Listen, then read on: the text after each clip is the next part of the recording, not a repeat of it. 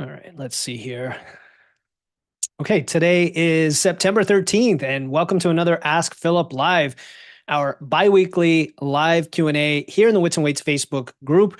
And the way this works is you post your questions to the pinned post, which is usually posted a couple Mondays before, and then I will answer the questions here live. And I'm trying to get to be a little more, I don't want to say less prepared. I definitely prepare always as I'm researching this stuff, but a little bit more in the moment, kind of look at the question, answer the question, and go from there.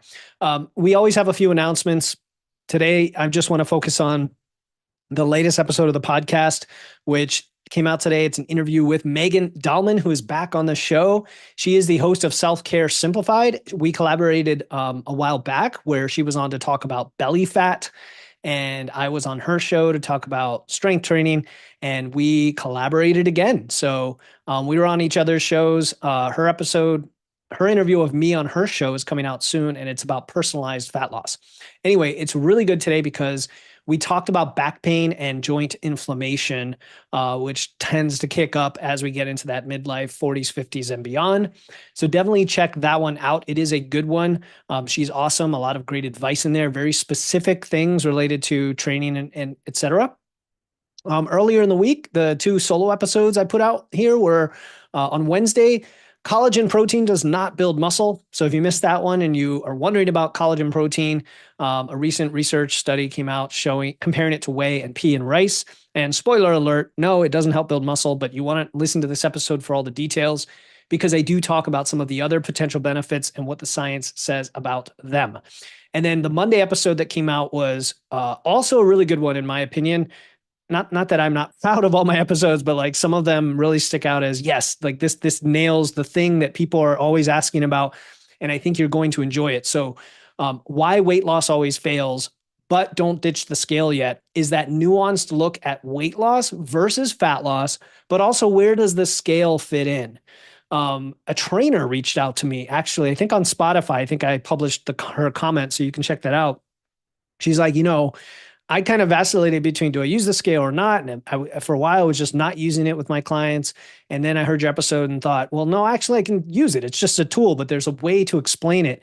Carl Berryman, you guys know him, my brother over at the Mental Muscle Up podcast, who I gave a shout out for this episode because it was his original question about why does the fitness industry focus so much on weight loss? And I answered it in here. He also replied and he's like, yeah, this episode can be used as kind of a blueprint with his potential training clients as well. So I love to see that. It gives me a lot of pride, but I also, realize that there is so much misinformation still to push back on. And so I will continue to strive to take your feedback and questions and try to get right to the heart of the matter. And so segue into this coming Monday's episode, which is about midlife belly fat. And it's not just about aesthetics. It's about all the things related to visceral fat, why it's a health concern, what we can do about it, what causes it, what we can do about it, and then a little bit of a twist at the end of something that I think you can take away and apply right away that could be the most effective thing to tie it all together. So a little teaser there for you. Check it out. Definitely follow the podcast. By the way, if you go to this link, and I can put this in the group, there's a new in Buzzsprout, which is my host, there's a new follow page, which makes it easy to follow. So if you're looking to share the podcast with people, I would give them this link.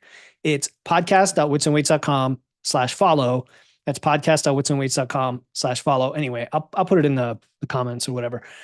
But let's go to today's question, which is, before we do that, sorry guys. We've had a lot of members join recently, and I'm not sure where they're all coming from because I don't necessarily ask where did you find us? I don't want to make it so hard to join the group, but I'm assuming it's through the podcast, through word of mouth, through the invites. So thank you to everyone who's already in the group. Thank you to everyone who's recently joined the group. I think you can get as much out of it as you put into it. I don't moderate things. I let people post, unless it's spammy, of course, then you're out of here. But if you're here authentically to try to improve your health and fitness, that's what we're here for. Totally authentic. It is I'll call it a safe community in that we're positive, we don't criticize, we don't have, arguments other than maybe challenging each other in a positive way to improve because we're trying to help. And so just keep that in mind. Like I love this group as the organism that it is, this very positive, uplifting thing. But you can also get a lot out of it by using this live feature or just posting your question on any given day, and people will definitely chime in. And I will tag everyone sometimes on those posts to give you attention so they can chime in. All right. So I'm hyped up on coffee. I've only had one cup of coffee, but I'm on my second. So here we go. The questions today, we've got two of them. The first one is from Wyatt Wallace. Wyatt, my man. Okay, so this is a cool question. He said, what's happening with my expenditure? I'm including a picture of my expenditure from MacroFactor with the weight graph overlaid. And I don't know why they don't do that yet. I hope it's a feature request to show both on top of each other. So he took his expenditure graph, which is his metabolism over time, and he put it on top of his weight trend graph over time. And it's something I do with clients like on my own in a spreadsheet because they don't yet have the feature, but I know they will someday. So he's got them overlaid. And what he's showing here is his expenditure. Here, I'm going to bring up the graph. All right. So you can see, I'm not even going to, sorry, Wyatt, I'm not even going to read your words. I'm just going to interpret the graph for everyone. His trend weight, he finished a cut and now he's on a bulk. Okay. And now he doesn't have the weight here. So I'll look at his words in a second, but so his weight is climbing, right? Up, down, up, down, up, down, but the trend weight's going up. The expenditure bottomed out through metabolic adaptation, more or less, and also weight loss toward the end of his weight loss. And then it started to climb. It leveled off and then it dropped way off. We're going to come back to this. Let me just look at his words. He said, I cut, my expenditure was down, went up slightly, but now it's going down lower than it's ever been. So that's what we just showed. Shouldn't I be burning the same or more calories with more muscle mass and less fat at the same weight? No significant changes to step count, although it's currently 110 degrees as I write this, so I'm doing the best I can. Between last year and now, lifting sessions went from 5 to 4, and cardio went from 0 to 2. Less life stress as I finish my master's degree. Congrats on that, by the way. So two things come to mind. One is let's talk about what the data is showing us. And then let's talk about how what you're doing, your lifestyle, and the changes may or may not affect this. Okay. So when we look at the data just by itself, if you didn't tell me anything in context, I would say, okay, having looked at like hundreds, if not thousands of these MacroFactor curves by now, what I see is as you were in your cut, your expenditure dropped. We see that very often because you are losing weight and you are adapting, right? Your body is sort of fighting back on the fact that you're depriving it of food and energy. And so it drops. This is one of the struggles people have because they hit plateaus. They don't know this is happening and they don't follow the calories to suit. Now, I asked you for your nutrition graph and you shared that. And what I can see here is around that same time frame, right? Your calories dropped, you kind of followed it. And then when you were done, you started coming up again. And there's a lot of variability here. That's not necessarily a bad thing, especially when I'm looking at a year-long resolution. If I zoomed in, if you were a client and we looked at that and there was a lot of up and down, that's one thing I would be concerned about is can we tighten up the variation day to day? Not like 5 calories, but like 200 calories variation, as opposed to 500 or more than that, because your body can interpret unpredictability itself as a threat and adjust your metabolism against that. I'm not saying that's the case here because you seem to be consistently inconsistent for a long time. So that's like your normal pattern. Okay. The second thing I noticed is as you were dieting, right toward the end of the diet, your weight trend slowed down, your expenditure ramped down faster, right? So maybe adaptation was really kicking in and it was time to end that diet. Again, I'm not sure why you ended the diet. That maybe it was just hit the target or whatever. But having seen that, I know your body's in a state where it's going to require some time to recover. So now you're out of the diet and you're into the bulking phase again. The challenge here is transitions between phases. So these dashed lines are some of the trickiest for MacroFactor to handle. I think algorithm version 3, expenditure algorithm version 3 coming out that they're beta testing is supposed to handle some of this stuff even more in a more sophisticated way.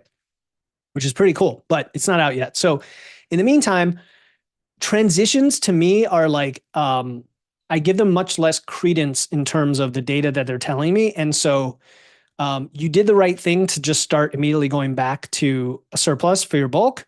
But what probably happened is that your weight, uh, let me get this right. You were consuming a lot more calories and your weight started going up, but not nearly as much as the calories would indicate you should go up. And therefore, it thinks your expenditure is much higher. Then it flattens out and comes down. I think when I see something like this, I almost want to ignore this hump here, right? I almost want to say, like, that was the anomaly. The going way up was the anomaly, not the fact that it's gone down, if that makes you feel any better. In other words, it's like almost like you just draw a straight line from here and that's where you are. Now, I know you're frustrated because it's kind of like, okay, well, even if that's the case, then my metabolism hasn't even gone up. If anything, it's dropping a little bit. Okay. And that could be true. That could be true. And it could be true for several reasons. First of all, because you lost weight and you were metabolically adapted, both of those there could be a lagging effect that will take a little bit for your expenditure to recover. And so ignoring the hump as an assumption kind of makes you realize that, okay, my metabolism hasn't quite recovered yet, and you just need more time. That's kind of my opinion on it. Now, if you want to dial it back a bit on the food because you're gaining too fast, that's always an option, because we don't want excess fat gain. But I will say that as predictable as up and going up and down is with your expenditure with cuts and bulks, it's unpredictable that it will do the same magnitude of that change for you. You would think that your metabolism is going to be the same a year later, 2 years later, 3 years later. That's not the case. So if anything, to kind of assure you, I could say, all right, your training has changed. You've gone from 5 to 4, and then you've added cardio. Did that make you more efficient at energy expenditure and kind of, I don't want to say backfire, but it's causing you to burn fewer calories? You said it's super hot, 110 degrees. Might that reduce your overall movement, your NEAT, other than step count? Like literally just when you're sitting around, you're just like a slug, or a sloth, you're hardly moving. And you could be burning, 100 fewer calories a day from that. You just may be a much more fit guy right now, and you're going to get penalized for that efficiency with your expenditure, for example. You're getting older. You've got, hormones changing as well, my friend. I mean, you're not that old, obviously. We're only talking a short term here, but there's so many things. There's environmental changes because of the heat. There's other things you haven't even mentioned that may be involved. So in other words, it's complex. And long story short, I would ignore the hump here. I would assume that your metabolism just hasn't quite recovered yet.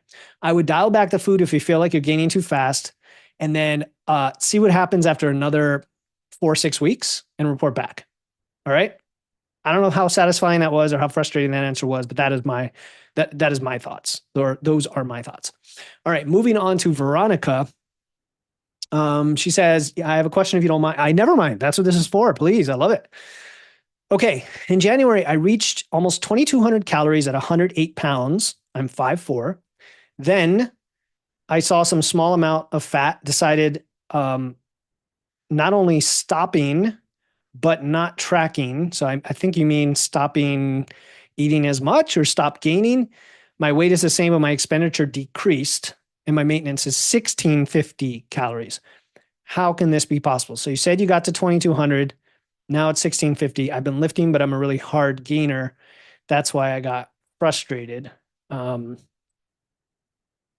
And then I said, are you saying you've been tracking again long enough to know your current maintenance is 1,650? You said, yes, I've tracked for years. I also use macro factor, decreased a little bit. Now I'm at 1,450 to 1,500. It seems low, but I gained some fat. So I want to cut a little bit and then trying to increase my calories again. All right. I should have asked for you to put some graphs in here like Wyatt did to kind of really understand what's going on, because I'm not sure when you said you were 2,200 calories, if you were gaining and eating in a surplus or trying to eat in a surplus and it kept going up, that would be metabolic adaptation in the other direction, right? In the gaining direction. And that makes total sense. But, when you're gaining weight, I mean, you could actually go back to Wyatt's data here. When you look at his orange curve, oh, well, he unfortunately he doesn't have like from his last like before his cut. But anyway, you could see that there was probably an expenditure gain of a few hundred calories. I mean, I personally gain 500-600 calories of expenditure when I'm in a gaining phase, and then it comes right back, and then it goes the other direction when I'm in a cutting phase. So it can swing by like 1,000 calories. So in your case, like my gut reaction is what's happening is probably totally normal. It's metabolic adaptation, and you're either in a gaining phase causing it to go up, or you're in a deficit causing it to go down. Now, you said your maintenance has been going down. Usually, the only reason that happens is when you are under eating. And so the question is, are you actually trying to maintain right now, Veronica? And if you are, my suggestion there is don't undereat on a regular basis versus that target. Actually overeat by like 50 or 100 calories every day to ensure that you're actually at maintenance, and then cause your body to fully recover to your true maintenance. So as much as I don't like reverse dieting because it's too slow, it's kind of what you're getting out of that, but it's not really reverse dieting in the sense that you know what your maintenance is right now and you're trying to eat there, but you're trying to push past that. You're trying to push past that to see if your metabolism will recover and get to its baseline. The problem here, Veronica, is I don't know what your like set point is when you're just at maintenance for a long time. Is it 1,800? Is it 16? Is it 2,000? Is the 2,200 because you kept gaining and you're a hard gainer, so you kept pushing, pushing, pushing? And then what is your overall goal here? You said, how is this possible? Well, I got frustrated. I mean, if your maintenance is low and you're a hard gainer, then it should be easier to eat more, right? To gain weight. But then you said gain some fat. So I'm sorry, I'm kind of like confused about the whole thing. But what we need is more data. And at the end of the day, I think I kind of answered your question that, if you're strength training, if you're eating your protein, if you're tracking your weight and your food daily and macro factor to make sure the data is precise, what it's telling you is what you're burning. And if you don't like it because it's too low, a couple things you could do. One is to consume more energy in case you're underfed and it's just your metabolism's adapted. The other is to, look at your training and your movement. If you don't have enough movement, activity, steps, or if you're not training hard, if you're not training properly for you, like all those little details, the best thing to do is really hop on a call with me, Veronica. Use my 15-minute rapid nutrition assessment. So if you go to witsandweights.com, and then I'm just showing you guys here. I don't know if you can see the big button at the top right, or if my video is covering it. My video might be covering it, but there's a big button at the top right that says rapid nutrition assessment. Another way to get there is just say free-call at the end. Okay. Because that way I can go over it with you in detail and figure out exactly what's going on. Unless you want to share more graphs and details here. So that's all I've got today for Ask Philip. Now you see what it's all about. These tend to be a little more detailed and personalized as best I can based on the context you give me. So going forward, make sure when you post a question, just to put as much context as you can. With that, have an enjoyable rest of your day and an awesome weekend. Stay strong, keep training, and I'll talk to you soon.